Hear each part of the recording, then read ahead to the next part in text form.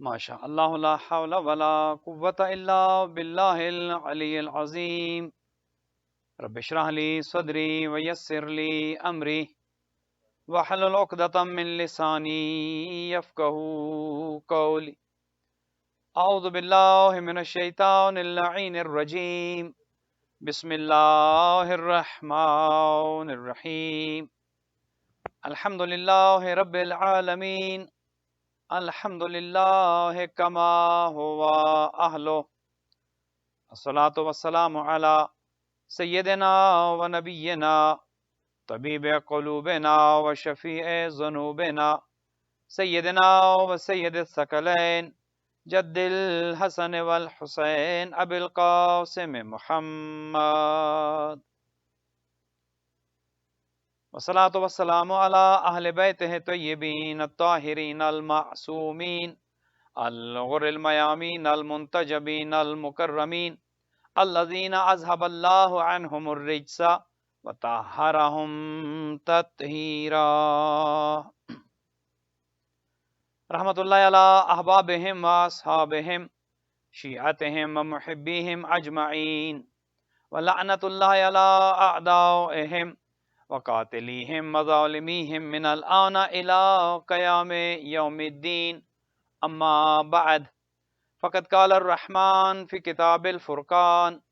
وقولہ الحق وهو اصدق الصادقین بسم اللہ الرحمن الرحیم انا اعطیناک الکوثر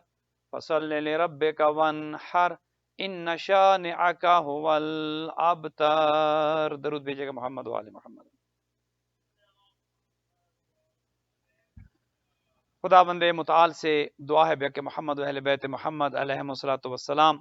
آج کی یہ مجلس شہادت امام حسن مجتبیٰ علیہ الصلوۃ والسلام، خدا بند متعال اس مجلس میں جتنے بھی مؤمنین و مؤمنات شامل ہیں، اس کو آن لائن یوٹیوب پر دیکھ سن رہے ہیں یا زوم پر اپنے گھروں میں اس مجلس کو دیکھ رہے ہیں، خداوند متعال ان سب گھروں پر رحمتیں اور برکتیں نازل فرمائے. آج کی اس مجلس کے سپانسر جناب سید کلب عباس کاظمی اور ان کے فرزند ارجمند جناب سید زمان کاظمی، خداوند متعال ان کے مال و رزق میں برکت عطا فرمائے، ان کے گھر پر رحمت برکتیں نازل فرمائے، ان کے مرحومین کی مغفرت فرمائے اور ان کی نسلوں میں عزاداری سید الشہداء کو جاری و ساری رکھے. جو مومنین و مومنات بیمار ہیں خدا سب کو شفا یاب فرمائے، جو مقروض ہیں ان کے قرض ادا ہوں، جو تنگ دست ہیں خدا انہیں رزق حلال نصیب فرمائے. دنیا کے جس جس کونے میں فرش عذاب بچھی ہے خداوند متعال آزاداران سید الشہداء اور آزاداری کی حفاظت فرمائے. آج پڑھنے سننے والے جتنے بھی مجھ سے قبل پڑھ چکے ہیں جناب فیروز علی سمیت، خداوند متعال ان سب پڑھنے سننے والوں کو اجر جزیل عطا فرمائے. ہمارے والی و سرپرست امام زمان اجل اللہ تعالی فرجہ شریف کے ظہور میں تعجیل فرمائے. ہمیں اور ہماری اولادوں کو امام کے اعوان و انصار میں قرار دے. اپنی ان تمام دعاؤں کی قبولیت کے لیے بلند تر صلوات.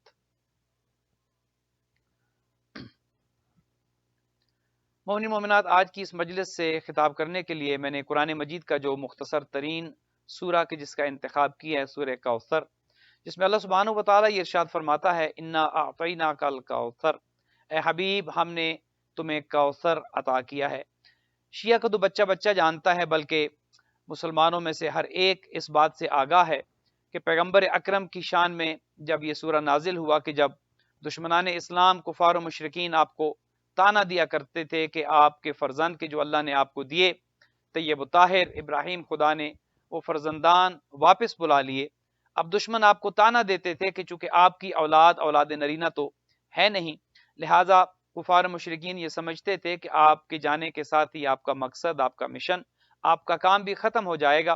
چونکہ آپ کی اولاد نہیں ہے لہٰذا وہ سلسلہ اولاد ہی آگے چلاتی ہے، تو نبوت کے بعد وہ سلسلہ وہیں پر رک جائے گا. تو دشمن آپ کو تانا دیا کرتے تھے. اللہ سبحانہ و تعالیٰ نے اس تانے کے جواب میں یہ سورہ مبارک نازل کیا، سورہ کوثر، جس میں ارشاد ہوا انا اعطیناک الکوثر. اے حبیب، یہ دشمن کے جو تمہیں کہتے ہیں کہ یہ بے اولاد رہیں گے، انا شانئک هو الابتر، اے حبیب آپ کو ایسی اولاد دوں گا، ایسی نسل کثیر دوں گا، ایسی اولاد آپ کو ملے گی کہ جو قیامت تک جاری و ساری رہے گی. بے شک آپ کا دشمن ناکام و نامراد رہے گا. اور یہ سورہ چونکہ پیغمبر اکرم کی شان میں نازل ہوا اور وہ خیر کثیر یا وہ کوثر جو آپ کی اولاد چلی وہ جناب فاطمہ الزہرا سلام اللہ علیہا سے چلی. اگر یوں کہوں کہ اس کوثر سے مراد جناب سیدہ ہیں تو بے جا نہیں ہوگا۔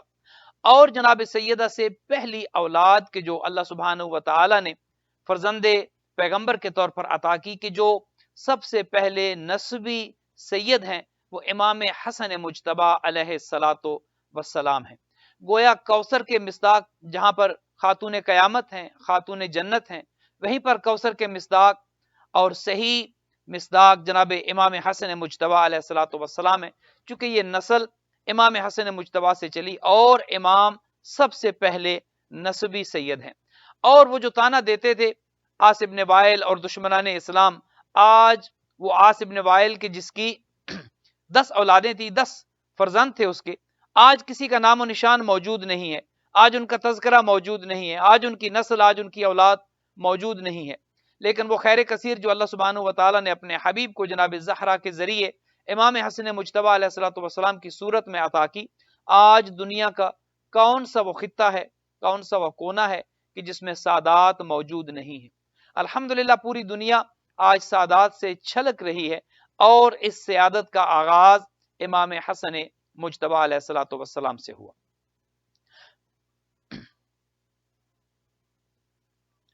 محمد و آل محمد، کیسا عظیم خاندان ہے کہ امام کے نانا ہیں تو سید الانبیاء، یہ گھرانہ ہی سادات کا گھرانہ ہے، اس میں سب سید ہیں۔ نانا ہیں تو سید الانبیاء کے جو انبیاء کے سردار ہیں، سید ہیں۔ بابا ہیں تو سید الاوصیاء کہ جو اوصیاء کے سید و سردار ہیں۔ اللہ نے ماں اگر عطا کی تو سیدۃ النساء العالمین کہ جو پوری دنیا کی عورتوں کی سردار ہیں۔ اور خود اور آپ کے بھائی پیغمبر فرماتے ہیں الحسن والحسین سید شباب اہل الجنہ، حسن و حسین اہل نوجوانان اہل جنت کے سردار ہیں۔ گویا تمام تر سرداری اگر آپ کو کہیں نظر آتی ہے تو اس خاندان میں نظر آتی ہے، جہاں پر نانا ہو، نواسے ہوں، باپ ہو یا ماں ہو، سب سید و سردار ہیں۔ لہذا اگر سرداری کسی خاندان میں اکٹھی دیکھنی ہو تو وہ یہ خاندان عصمت و طہارت ہے، کہ جنہیں اللہ سبحانہ و تعالی نے جہاں پر پاک و پاکیزہ خلق کیا، جہاں پر اپنے مدرسے سے علم لدنی عطا کر کے بھیجا، جہاں پر اہل بیت علیہ الصلوۃ والسلام کو طہارت کے ساتھ ساتھ عصمت عطا کر کے دی اور بھیجا، اسی طرح اس پورے خاندان کو وہ تمام خصوصیات عطا کی کہ جو مخلوق میں آپ کو کہیں نظر نہیں آتی۔ اس خاندان کا یہ حدیث مشہور و معروف ہے کہ اولنا محمد و اوسطنا محمد و آخرنا محمد و کلنا محمد، کہ ہم سب کے سب محمد ہیں۔ گو کہ نام مختلف ہو سکتا ہے، زمانہ مختلف ہو سکتا ہے، لیکن اگر کردار دیکھنا ہو، خصوصیات دیکھنا ہو، فضائل و کمالات دیکھنے ہو تو تمام کے تمام جو ائمہ اہل بیت علیہ الصلوۃ والسلام ہیں، اسی عظمت پر، اسی بلندی پر، اسی کمال پر آپ کو نظر آئیں گے جہاں پر ختمی مرتبت آپ کو نظر آتے ہیں، چونکہ اس خاندان کا ہر فرد محمد ہے، پیغمبر اکرم حضرت محمد مصطفیٰ صلی اللہ علیہ وآلہ وسلم کی حدیث شریف کے مطابق۔ امام حسن مجتبی کی زندگی کا احاطہ کرنا مشکل ہے، وہ تمام تر خصوصیات کے جو سید الشہداء کے لیے بیان ہوئی، وہ تمام تر خصوصیات امام حسن مجتبی علیہ الصلوۃ والسلام کے لیے بھی بیان ہوئی۔ وہ تمام تر احادیث جو نواسے پیغمبر سبط اصغر امام حسین علیہ الصلوۃ والسلام کے لیے موجود ہیں اور جن کا تذکرہ عام کیا جاتا ہے، وہ تمام تر احادیث امام حسن مجتبی سبط اکبر علیہ الصلوۃ والسلام کے لیے بھی یقیناً موجود ہے۔ اور امام حسن مجتبی کی فضیلت اس سے بڑھ کر کیا ہو سکتی ہے کہ جو خود سید الشہداء کے، اپنے بھائی کے، سبط اصغر کے، امام حسین علیہ الصلوۃ والسلام کے بھی امام ہیں۔ دیکھیے یہ بہت بڑی فضیلت ہے کہ جو امام حسن مجتبی علیہ الصلوۃ والسلام کو اللہ نے عطا کی۔ ایک تو یہ کہ سیادت آپ سے شروع ہو رہی ہے، فاطمی سیادت وہاں سے شروع ہوئی، سب سے پہلے نسبی سید آپ ہیں، اور خود جو امامت آپ کو ملی، گو کہ آپ کی زندگی کا عرصہ مختصر تھا، 47 سال کی آپ کی جو عمر شریف تھی، اس میں ابھی آگے چل کے عرض کروں گا مصائب کے پہاڑ ہیں، اور آپ کی زندگی کا اکثر حصہ مشکلات میں گزرا، مصائب میں گزرا، لیکن اس کے باوجود آپ کے علمی کمالات ہوں، آپ کا حلم ہو، آپ کی شجاعت ہو، آپ کی سخاوت ہو، تاریخ میں وہ سب موجود ہے۔ یہ ایک المیہ ہے کہ امام حسن مجتبی علیہ الصلوۃ والسلام کا ذکر کم ہوتا ہے، زیادہ ہونا چاہیے۔ اور میں خراج تحسین بھی پیش کروں گا جناب کاظمی فیملی کو کہ جنہوں نے آج کی اس مجلس کا اہتمام کیا، اور اس طریقے سے یہ امام حسن مجتبی علیہ الصلوۃ والسلام کی سیرت پر گفتگو کرنے کے لیے اور ان کی شہادت کو یاد کرنے کے لیے اور ان کے غم میں شریک ہونے کے لیے ہمارے پاس ایک ایسا موقع ہے، اور ان کی زندگی کا ایک جائزہ لینے کے لیے کہ سید الشہداء کا کردار یقیناً کربلا کی وجہ سے آپ کا تذکرہ زیادہ ہوتا ہے، عام ہوتا ہے، لیکن سبط اکبر کی اگر زندگی کو آپ دیکھیں تو وہ فضائل و کمالات بھی کم نہیں ہیں، چونکہ اس گھرانے کا کوئی فرد بھی، ہر فرد اس گھرانے کا علم ہو، حلم ہو، تمام فضائل و کمالاتوں آپ کو بلندیوں پر نظر آتا ہے، اور امام حسن مجتبی کی جہاں پر دیگر فضائل ہیں، دیگر کمالات ہیں، وہاں پر آپ کا ایک خاصہ کہ جو مشہور ہے، معروف ہے، اور آپ وہ دسترخوان سجاتے بھی ہیں، وہ امام کی سخاوت ہے۔ سخاوت کا وہ پہلو کہ جو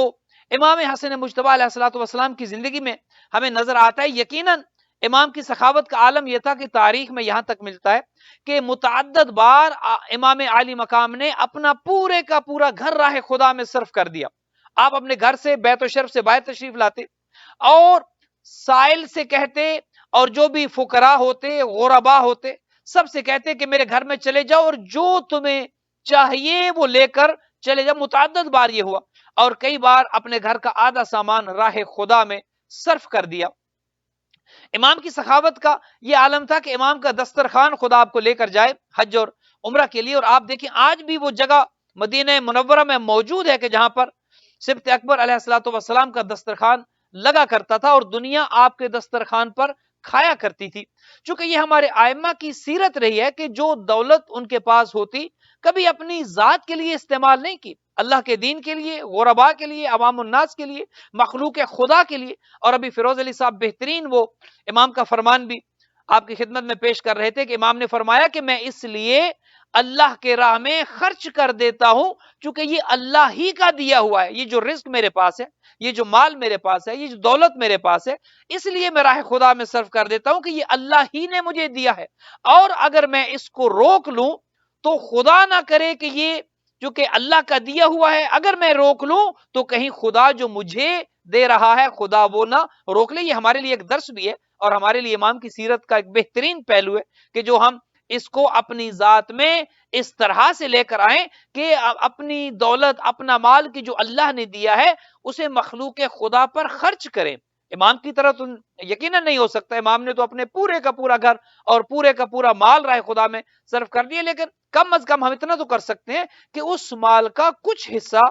راہ خدا میں اہل بیت کی سیرت پر عمل کرتے ہوئے راہ خدا میں خرچ کر دے۔ اور ان مجالس کا ایک مقصد یہ بھی ہے کہ ائمہ کی سیرت اجاگر ہو۔ تو جہاں پر امام کی سخاوت ہے، سخاوت کا تو چرچا ہوتا ہے، امام کا علم ہے، کتنے ایسے معاملات ہیں کہ جو علمی مسائل امام نے خود حل کیے، کتنے ایسے مقامات ہیں کہ جہاں پر امام اپنی شجاعت کے جوہر دکھاتے نظر آتے ہیں، گو کہ ان چیزوں کا تذکرہ ذرا کم ہوتا ہے، امام کی شجاعت کا تذکرہ کم ہوتا ہے، حالانکہ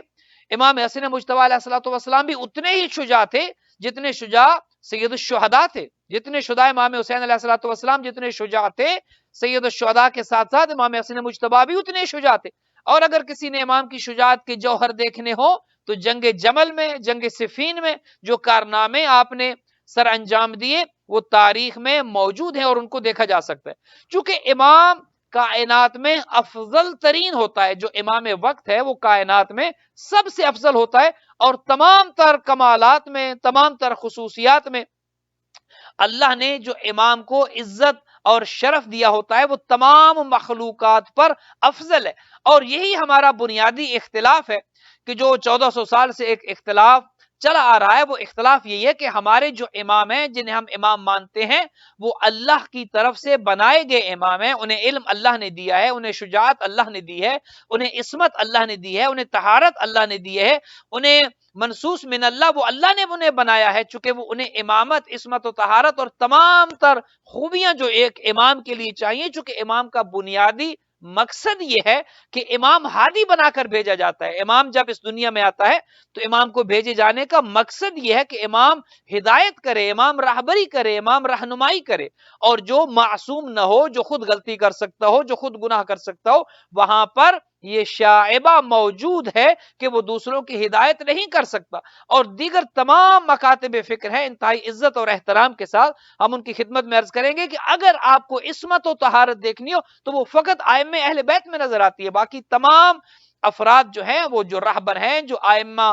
ہیں دیگر مکاتب کے، ان کی زندگیوں میں کہیں نہ کہیں شرک رہا ہے۔ وہ ہے کہ جو اسلام لے کر آنے والے ہیں، لیکن اہل بیت علیہ الصلوۃ والسلام کے گھرانے میں ہر فرد یہ اسلام لے کر آنے والے نہیں، یہ خود دین اسلام پر پیدا ہوتے ہیں اور یہ عصمت و طہارت کے ساتھ پیدا ہوتے ہیں۔ اللہ انہیں امام بنا کر اس دنیا میں بھیجتا ہے، اسی لیے اللہ نے انہیں فضیلت دی ہے، اور جہاں پر دنیا میں انہیں تمام مخلوقات پر فضیلت دی ہے، وہاں پر آخرت میں یہ حدیث جو میں نے آپ کی خدمت میں عرض کی ہے کہ الحسن والحسین سید شباب اہل الجنہ، پیغمبر فرماتے ہیں کہ حسن و حسین جوانان اہل جنت کے سردار ہیں۔ اس کا ایک مطلب تو یہ ہے کہ حسن و حسین کی سرداری جنت میں ہے، جو بھی جنت میں جائے گا وہ حسن و حسین کی سرداری میں ہوگا، چونکہ جنت حسن و حسین کی سرداری میں ہوگی۔ جنت کا مالک اللہ ہے اور جنت کے سردار حسن و حسین ہے، تو ایک تو وہ سرداری کی جو حسن و حسین کی سرداری ہے جنت میں۔ اور یہاں میں آپ کی خدمت میں یہ بھی عرض کر دوں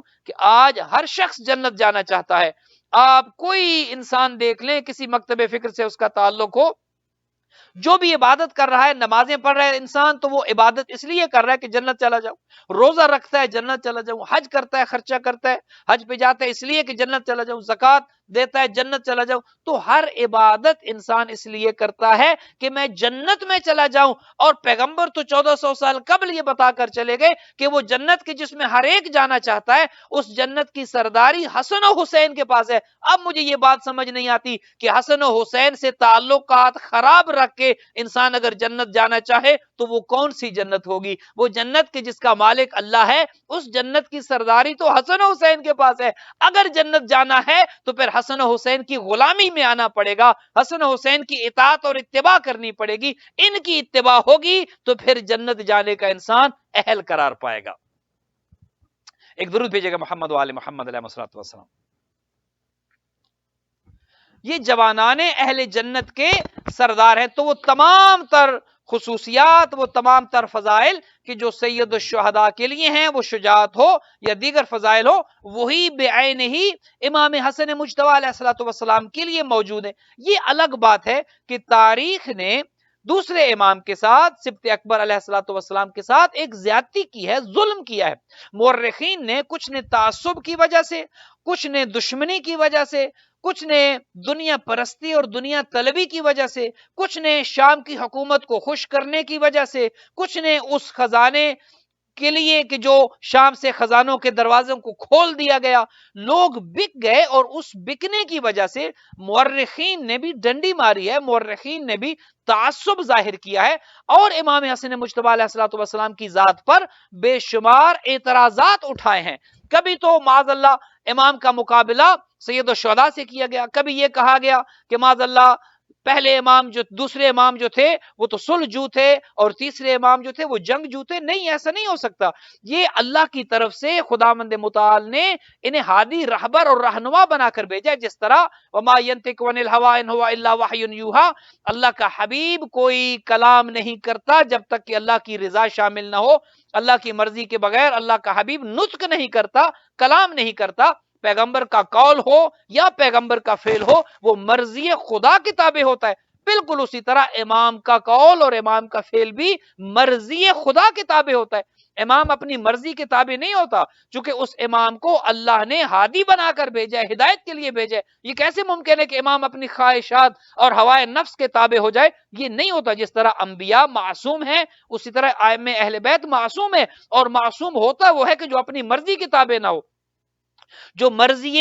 خدا کے تابع ہو۔ لہذا اگر سید الشہداء 61 ہجری میں جنگ کر رہے ہیں تو مشیت خدا یہی تھی، اور اگر امام حسن مجتبی جنگ نہیں کر رہے تو مشیت خدا اسی میں تھی، چونکہ امام کی اپنی ذاتی مرضی شامل نہیں ہوتی۔ جو کام امام کرتا ہے وہ اللہ کا حکم وہی ہوتا ہے، اور اللہ کے اس حکم کو نبی یا امام سر انجام دیتے ہیں۔ حالات مختلف ہو سکتے ہیں، حالات کا تقاضا کچھ اور ہو سکتا ہے کہ جس زمانے میں امام حسن مجتبی زندہ ہوں، اس زمانے میں ان حالات میں جنگ کرنا مناسب نہ ہو، اور جب سید الشہداء جس زمانے میں موجود ہیں وہاں پر جنگ ناگزیر ہو جائے. یہ حالات و واقعات ہیں، اور خداوند متعال ائمہ کو، انبیاء کو کی رہنمائی کرتا ہے، اور خدا کی جانب سے حکم ہوتا ہے. انبیاء پر وحی ہوتی ہے، ائمہ کو الہام ہوتا ہے، لہذا مرضی خدا کے یہ تابع ہے. تو جہاں پر یہ اعتراض اٹھایا جاتا ہے امام حسن مجتبی علیہ الصلوۃ والسلام کے حوالے سے کہ معاذ اللہ وہ امن پسند تھے اور جنگ نہیں کرنا چاہتے تھے، اور سید الشہداء کی ذات میں جو ہے وہ پہلو ایک نظر آتا ہے کہ جس پر انہوں نے امن کی بجائے جنگ کو نہیں. اگر امام حسن مجتبی 61 ہجری میں ہوتے تو یقیناً جنگ کرتے، اور اگر سید الشہداء 50 ہجری میں ہوتے کہ جب امام حسن مجتبی علیہ الصلوۃ والسلام کی شہادت ہو رہی ہے، تو یقیناً وہ حالات اسی زمانے کے مطابق ہوتے، چونکہ پیغمبر فرماتے ہیں الحسن والحسین امامان قاما او قعدا. حسن و حسین دونوں امام ہیں، بیٹھے ہوں یا کھڑے ہوں. کیا مطلب؟ بیٹھے ہوں کہ اگر امن میں ہوں، اگر حالت امن میں ہوں، اگر صلح کر رہے ہوں تو بھی امام ہے، او قعدا، اور اگر کاما کھڑے ہو، او قعدا اگر بیٹھے ہو، دونوں امام ہیں. امن کی حالت میں ہو یا حالت جنگ میں ہو، دونوں امام ہیں اور مرضی خدا کے تابع ہیں. لہذا یہ مورخین کا ایک تعصب ہے،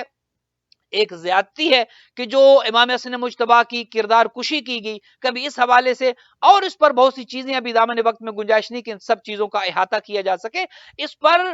پوری کی پوری حکومت شام کی دولت بھی لگی ہے، میڈیا بھی اس پر استعمال ہوا، دشمن نے ہر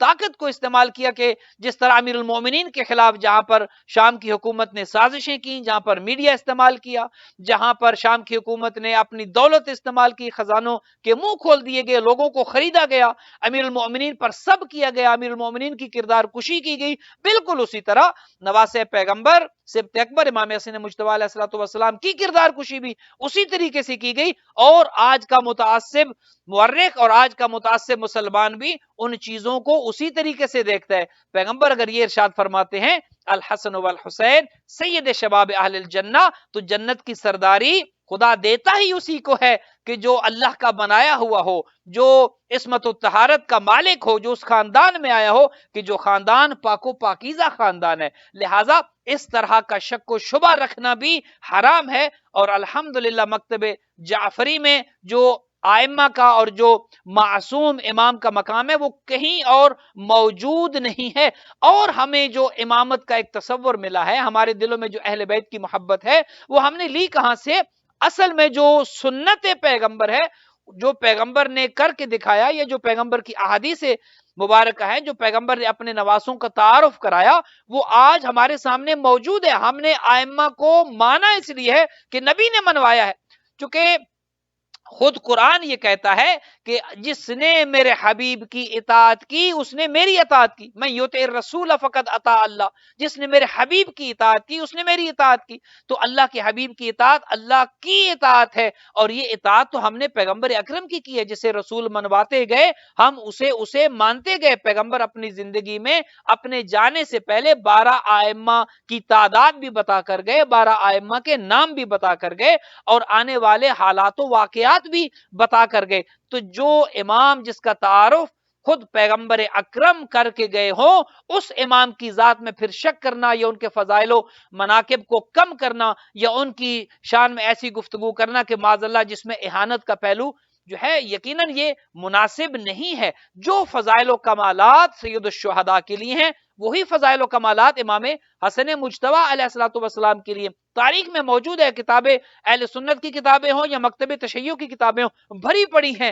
اور اہل سنت کے مورخین نے بھی یہ لکھا کہ عید کا دن ہے، پیغمبر اکرم ایک شانے پر امام حسن مجتبی علیہ الصلوۃ والسلام کو بٹھاتے ہیں، اپنے دوسرے کاندھے پر دوسری طرف سید الشہداء کو بٹھاتے ہیں، اور عید کا دن پیغمبر اکرم سواری بن کر اپنے دونوں شہزادوں کی، چونکہ یہ واقع مباہلہ کے بعد فرزندان پیغمبر بن چکے تھے، جو فرزند علی و بطول تھے، فرزندان علی و بطول تھے، مباہلہ کے بعد قرآن حکیم کی آیت کی روح سے اب یہ فرزندان پیغمبر ہیں. تو اپنے فرزندان کو ایک طرف امام حسن مجتبی کو بٹھایا، ایک طرف سید الشہداء کو بٹھایا اور پیغمبر اکرم مدینہ کی گلیوں میں جلوس کی صورت میں نکلتے ہیں اور اپنے شہزادوں کو سوار کیے ہوئے 2 شیر رسالت پر سوار کر کے مدینہ کی گلیوں میں جاتے ہیں. آگے سے ایک شخص آتا ہے اور وہ دیکھتا ہے کہ پیغمبر اکرم گویا رسالت پر امامت سوار ہے, تو وہ یہ کہتا ہے کہ نعم المرکب, کتنی اچھی سواری ہے. اب سواری یقیناً بہت اچھی ہے, رحمت للعالمین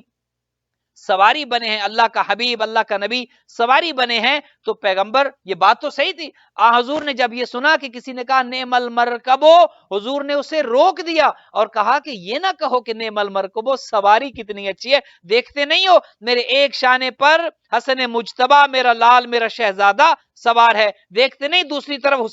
حسین ابن علی سوار ہے, تو میرے دونوں شہزادے مہر رسالت پر میرے شانوں پر سوار ہیں. یہ نہ کہو کہ نعم المرکب, سواری کتنی اچھی ہے, بلکہ یہ کہو نعم الراکب, سوار کتنے اچھے ہیں. چونکہ ایک سوار حسن مجتبی ہے اور ایک سوار حسین شہید بکربلا ہے. درود بھیجیے گا محمد وآل محمد علیہ السلام. بار دیگر بلند تر درود بھیجیے گا محمد وآل.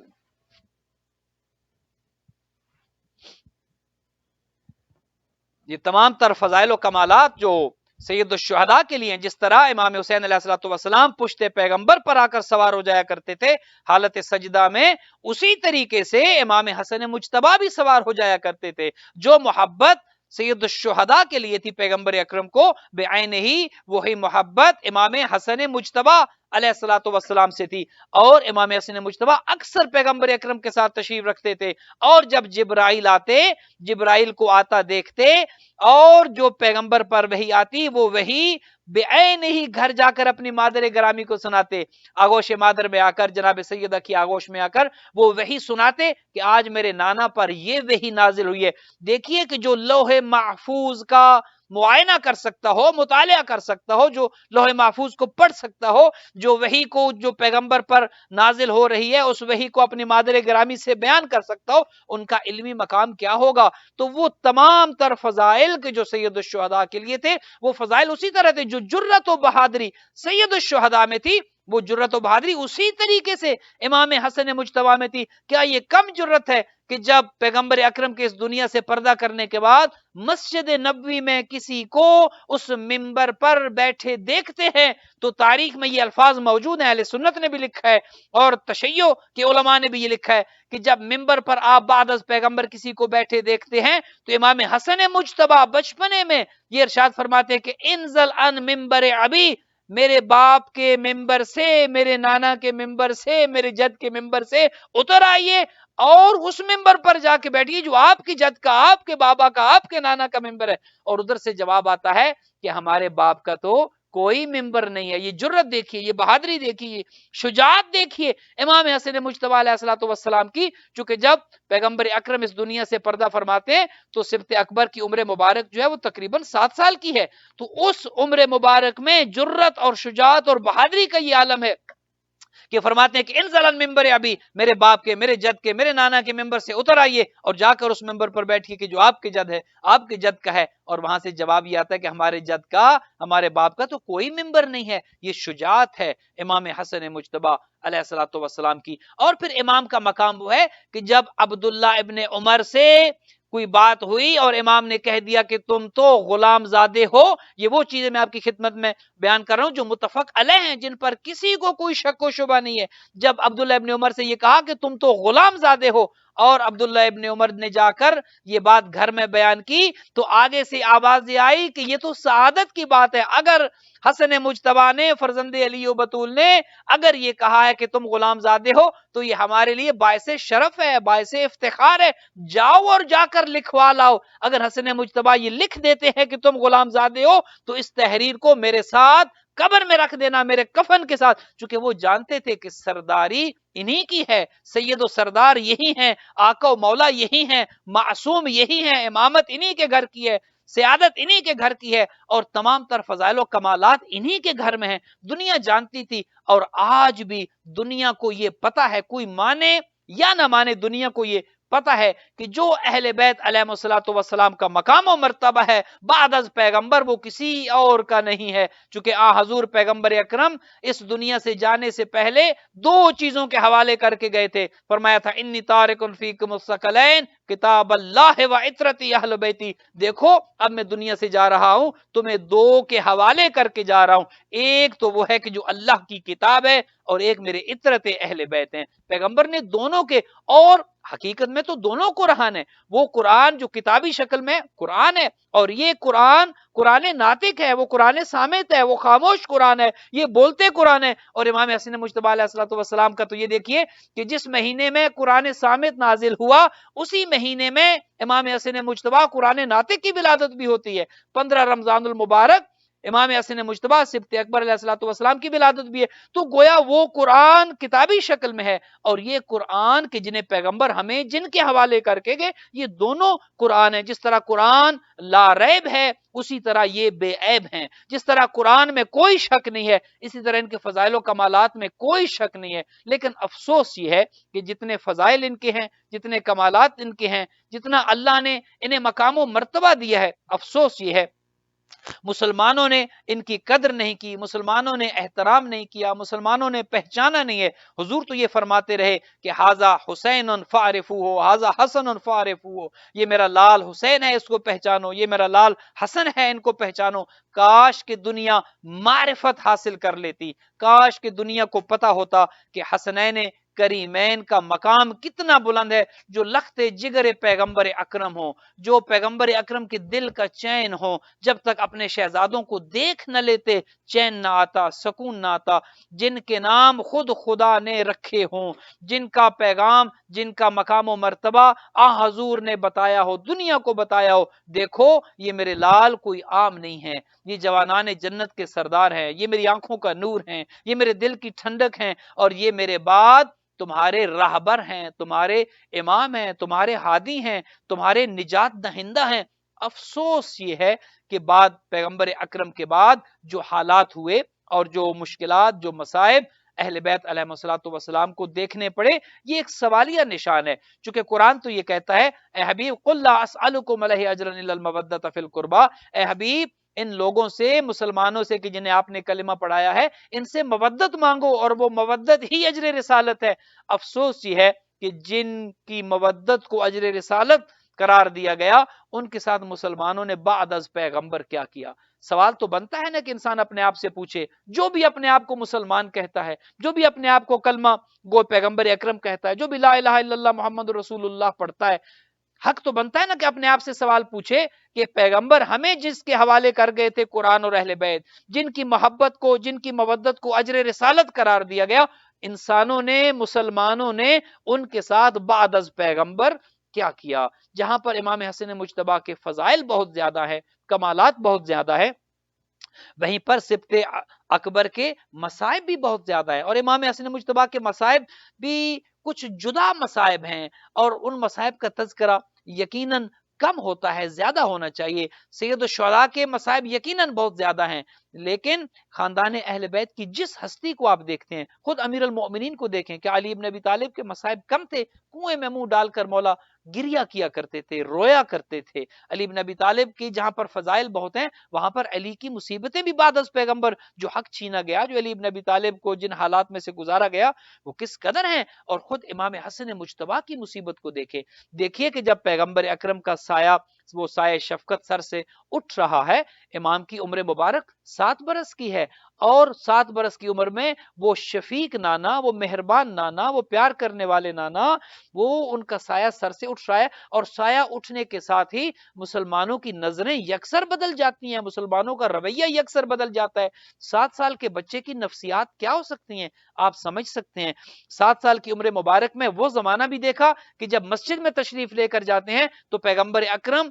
کھڑے ہو جاتے ہیں، اپنے نواسوں کو اپنے پاس بلاتے ہیں، اپنے زانوں پر بٹھاتے ہیں، ممبر پر ساتھ بٹھاتے ہیں، وہ زمانہ بھی دیکھا ہے۔ اور پیغمبر کے اس دنیا سے جانے کے کچھ ہی دن بعد پھر وہ زمانہ بھی امام حسن نے 7 سال کی عمر مبارک میں دیکھا کہ جب وہی مسلمان کہ جو کل تک تو احترام کرتے تھے پیغمبر کی وجہ سے، آج پیغمبر کو دنیا سے گئے کچھ ہی دن گزرے تھے کہ وہی مسلمان दरवाजे पर आग लेकर आए। इमाम हसन ने ये मुसीबत भी देखी है। ये मुसीबत कोई कम मुसीबत नहीं है। इमाम हसन के लिए 7 साल की उम्र मुबारक में गोया इमाम की अपनी मुश्किलात वो तो एक इंतहा पर हैं, बहुत ज्यादा हैं, मुश्किलात बहुत ज्यादा हैं। इमाम के लिए जो ज़हमाती बहुत ज्यादा हैं, इमाम के दुख बहुत ज्यादा हैं। लेकिन खुद ये देखिए कि 7 साल की उम्र मुबारक में नाना का चले जाना कितनी बड़ी मुसीबत है। नाना के चले जाने के बाद उस दरवाजे पर कि जहां पर रसूल रुक जाया करते थे और आयत ततहीर की तिलावत करते थे, उस दरवाजे पर मुसलमानों का आकर बेएहतरामी करना, उस दरवाजे को आग लगा देना, इमाम हसन ने 7 साल की उम्र में ये सदमा भी देखा है। और ये वो सदमा था जो इमाम कभी नहीं भुला सके। रिवायात में मिलता है कि इमाम खुद इरशाद फरमाते थे कि मैं एक मदीना की गली में से गुजरता नहीं हूं, क्योंकि मुझे जब कोई एक शख्स नजर आता है, इमाम कहते हैं कि मुझे बहुत तकलीफ होती है। एक इराक के एक आलिम थे, उन्होंने इमाम की शहादत पढ़ी और इमाम के मसाइब पढ़ा करते थे। एक शब वो घर जाकर सो गए, ख्वाब में इमाम की ज़ियारत होती है और इमाम ये कहते हैं कि ए आलिम,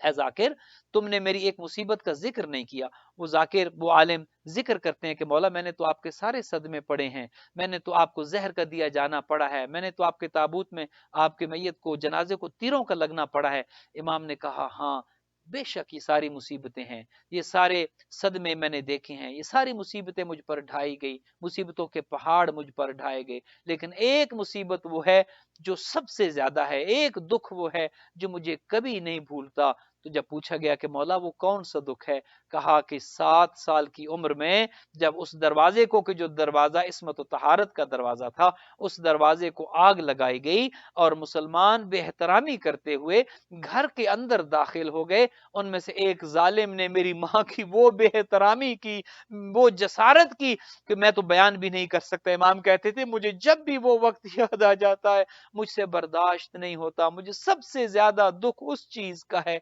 अज़ादारो अजरकुम अल्लाह, एक आलिम ये बयान कर रहे थे कि एक शौहर की और बीवी की लड़ाई हो गई और शौहर ने अपनी बीवी पर हाथ उठाया, तो वो बीवी अपने शौहर से ये कहती है कि देखें, मुझे बच्चों के सामने न मारा करें, बच्चों के सामने मुझ पर हाथ न उठाया करें, क्योंकि ये मुझे सबसे ज्यादा अजियतनाक तकलीफ होती है। तो वो मरहला इमाम हसन मुजतबा ने किस तरह देखा कि जब इमाम की वो मादरे गिरामी की जो इस्मत तहारत का मरकज था, जब उनकी इहानत की गई, जब उस बीबी की इहानत की गई, जब उस दरवाजे को आग लगाई गई, जब वो पहलू शिकस्ता हुआ, इमाम ने नाना के जाने के बाद जब जिगर शिकस्ता था, इमाम ने दूसरा जुल्म ये देखा, उस दरवाजे को आग लगाई गई। इमाम ने उसके बाद अपनी मादरे गिरामी पर होने वाले तमाम जुल्म देखे और उसके बाद वो वक्त आगे चला, फिर इमाम को इमाम के हक से महरूम कर दिया गया। सिब्त अकबर पर जिस तरह से जुल्म ढाए गए,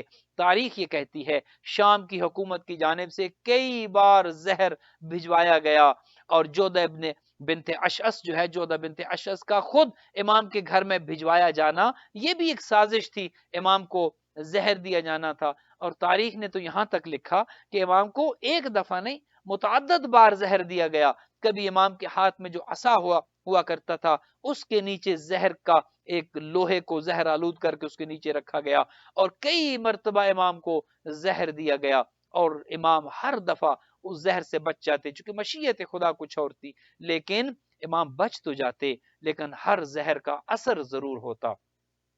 और ये जो जहर आखिर में इमाम को दिया गया, खुदा इस पर लानत करे, जोधा बिनते अशअस, और ये पूरा खानदान दुश्मनान अहले बैत का था। जोधा बिनते अशअस इब्ने कैसे किंदी, ये पूरा का पूरा खानदान दुश्मनान अहले बैत था। अशअस मलऊन खुद अमीरुल मोमिनीन के मुकाबिल था, अमीरुल मोमिनीन के दुश्मनों में ये शामिल था। और अशअस के दो बेटे, जोधा के दो भाई खुद करबला में नवासे पैगंबर सिब्त असगर के मुकाबले में मौजूद थे, और ये मलाउना खुद सिब्त अकबर इमाम हसन मुजतबा को जहर देने का बायस बनती है। शाम से वो जहर भिजवाया गया। अज़ादारो सुनोगे वो जहर कौन सा जहर था? वो आम जहर नहीं था, क्योंकि जो जहर इससे पहले दिया गया, जितनी बार भी जहर दिया गया, उस जहर की शिद्दत कम थी, लेकिन ये जहर जो आखिरी मर्तबा भिजवाया गया, तारीख ने लिखा इस जहर को जहर हिलाहिल कहते थे। जहर हिलाहिल वो जहर होता है कि अगर उसकी एक चुटकी दरिया में डाल दी जाए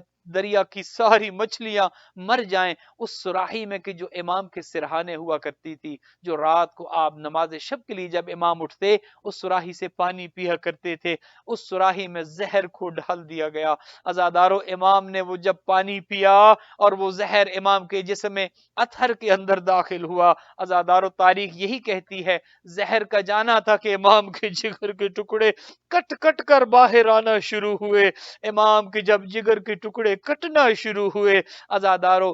جناب بی بی ام فروا کو بلایا گیا، جناب قاسم علیہ السلام کی مادر گرامی کو بلایا گیا، بی بی ایک تشت لے کر آئی، عزادارو وہ تشت امام کے سامنے رکھا گیا، امام کے جگر کے ٹکڑے کٹ کٹ کر باہر آ رہے تھے، سینہ تھا گویا سینے میں آگ لگ چکی تھی۔ حضرت قاسم کی عمر تاریخ یہی کہتی ہے 1.5 یا 2 سال کی عمر مبارک تھی۔ حضرت قاسم دوڑ کر آتے ہیں، اپنے بابا کے سینے پر سوار اور سینے پر سو جاتے ہیں۔ عزادارو ادھر حضرت قاسم امام حسن کے سینے پر آ کر لیٹتے ہیں اور فوراً جدا ہو جاتے ہیں۔ وہ سینہ اتنا گرم تھا، اس سینے میں اتنی تپش تھی، اس سینے میں اتنی آگ لگ چکی تھی کہ حضرت قاسم کچھ دیر اس سینے پر رہ نہ سکے، فوراً جدا ہو جاتے ہیں۔ امام حسن بی بی فروا سے کہتے ہیں کہ جاؤ امام حسین کو جا کر اطلاع دو، جاؤ میری بہنوں کو جا کر اطلاع دو۔ عزاداروں اطلاع دی جاتی ہے، امام حسین تشریف لاتے ہیں،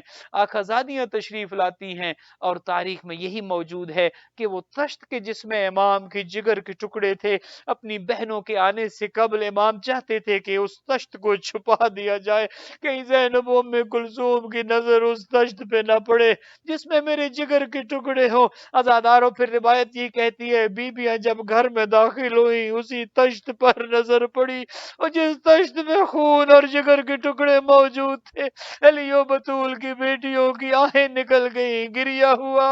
عزاداروں پھر وہ وقت آیا، اجرکم اللہ،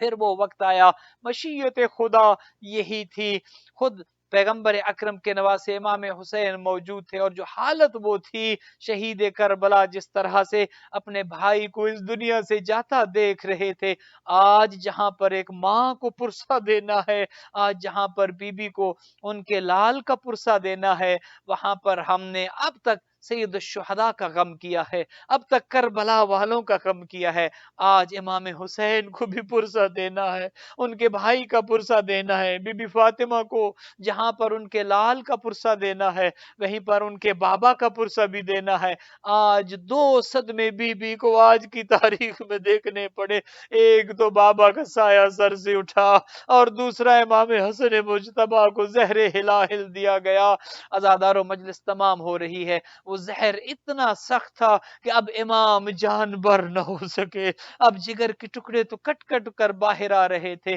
امام نے کچھ وصیتیں کی، جہاں پر کچھ وصیتیں اپنے بھائی امام حسین کو دی اور اسرار امامت اپنے بھائی امام حسین کو دیے، وہاں پر بی بی فروا کو ایک تعویذ لکھ کر دیا تھا۔ آپ علماء و ذاکرین سے سنتے ہیں جو حضرت قاسم کے بازو پر باندھ دیا گیا تھا اور کہا تھا کہ اے فروا ایک دن وہ آئے گا کہ جب میں اپنے بھائی حسین کی مدد کرنے کے لیے موجود نہ ہوں گا، جب میرا بھائی یہ کہہ رہا ہوگا حل من ناصر ینصرنا، ہے کوئی مجھ غریب کی مدد کرنے والا، اے فرما میں اپنے بھائی کی مدد نہ کر سکوں گا، میرا قاسم جوان ہوگا، شاید میرے قاسم کو لڑنے کی اجازت نہ ملے، یہ تعویذ جو میں لکھ کر جا رہا ہوں اس تعویذ کو کھولنا میرے قاسم کو شہادت کی اجازت مل جائے گی، اجرکم اللہ۔ عزادارو پھر وہ وقت آیا کہ امام حسن اس دنیا سے رخصت ہوئے، میں کہوں گا مولا آپ کو زہر دیا گیا، آپ کی مصیبت بہت زیادہ ہے، لیکن مولا جب آپ کو زہر ملا آپ کی بہنیں آپ کے پاس موجود تھی، آپ کے بھائی موجود تھے، حضرت ابوالفضل العباس موجود تھے، مولا حسین موجود تھے، آپ کی روح اس حالت میں پرواز کرتی ہے کہ بہنوں بھائیوں کا جھرمٹ ہے، عزادارو اس حالت میں روح پرواز کر گئی، بھائی نے گو کہ امام کو غسل کی ضرورت نہیں ہوتی لیکن امام کو غسل دیا گیا، کفن پہنایا گیا، بہنوں نے بہن کیے، گریہ کیا، کسی نے کہا واہ محمد، کہیں سے آواز آئی واہ علی، کہیں سے بی بی فاطمہ فاطمہ کو یاد کیا گیا۔ عزادارو یہ جنازہ اٹھا، بھائیوں نے جنازہ اٹھایا، حضرت محمد حنفیہ ہیں، حضرت ابوالفضل العباس موجود ہے، مولا حسین موجود ہے۔ عزادارو یہ جنازہ اٹھا، بہنیں گریا کرتی کرتی دروازے تک آ گئی، بھائی کو رخصت کیا۔ عزادارو ابھی کچھ ہی قدم یہ گھر سے جنازہ باہر گیا تھا، میں آپ سے پوچھتا ہوں کیا یہ جنازہ دفن ہو گیا یا اس جنازے کو کسی نے دفن ہونے دیا؟ تاریخ میں یہی موجود ہے، یہ واحد جنازہ ہے جو اپنے گھر سے برآمد ہوا اور جا کر قبرستان میں دفن نہ ہوا۔ یہ جنازہ واپس گھر آیا، سنو گے عزادارو کیسے واپس آیا؟ ادھر حسن مجتبیٰ کا جنازہ اٹھا، وہ جو رسول کے جگر کا چین تھے، وہ جو رسول کے جگر کا سکون تھے، چاہتے تھے رسول کے پہلو میں دفن ہو جائے۔ عزادارو کوئی خاتون خچر پہ سوار ہو کے آتی ہے، کچھ لوگ سامنے آ جاتے ہیں اور آ کر کہتے ہیں نہیں حسن کو دفن نہیں ہونے دیں گے، حسن یہاں دفن نہیں ہو سکتے۔ عزادارو حضرت عباس نے تلوار نکالی، مولا حسین نے روک دیا، نہیں عباس لڑنا نہیں ہے، وہرے مولا ابوالفضل تیری مجبوری، کبھی یہاں روکا گیا، کبھی کربلا میں نہ لڑنے دیا گیا۔ عزادارو پھر حالت یہ ہوئی، اس طرف سے تیر آنا شروع ہوئے۔ خدا آپ کا گریہ قبول کرے، آپ تابوت کی زیارت بھی نکالتے ہیں، شبیہ تابوت بھی برآمد کرتے ہیں، آپ اس تابوت کو کاندھا دیتے ہیں،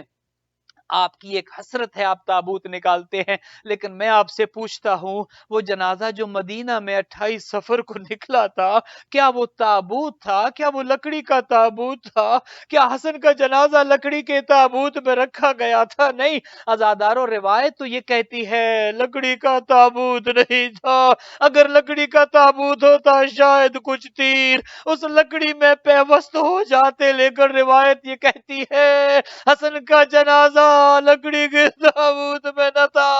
ادھر سے تیر آئے سیدھے حسن کے جنازے میں پیوست ہوئے۔ عزادارو روایات میں 70 تیر ملتے ہیں جو حسن کے جنازے میں پیوست ہوئے۔ وہ جنازہ جو گھر سے نکلا تھا تو بہنوں نے سفید کفن پہنایا تھا، اب وہ سفید نہ رہا، 70 تیر جو لگے وہ کفن سرخ ہو گیا۔ عزادارو یہ جنازہ واپس آیا، اسی گھر میں آیا جہاں سے بہنوں نے ودا کیا تھا،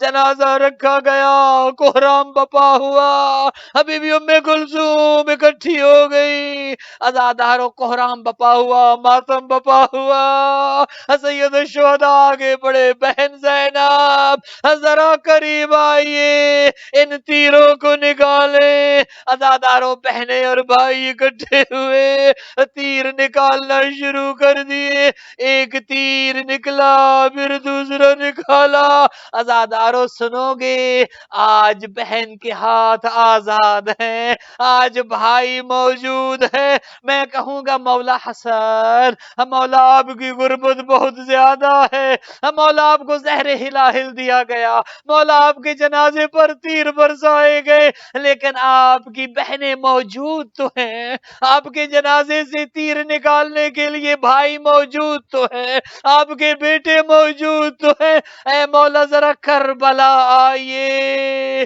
لا یوم کا یوم یا ابا عبداللہ، غریب کربلا کا جنازہ دیکھیں، آج تو بہن کے ہاتھ کھلے ہیں، لیکن 11 محرم کو جب یہی بہن بھائی کے لاشے کے قریب سے گزاری گئی، حالت یہ تھی ہاتھ پسے گردن بندھے تھے، یہ کہتے ہوئے گزری حسین تیری بہن تیرے جنازے سے نہ تیر نکال سکی نہ بہن تجھ پر بین کر سکی، الا لعنت اللہ علی القوم الظالمین وسیعلم الذین ظلموا ای منقلب ینقلبون۔ اللہم تقبل منا ماتم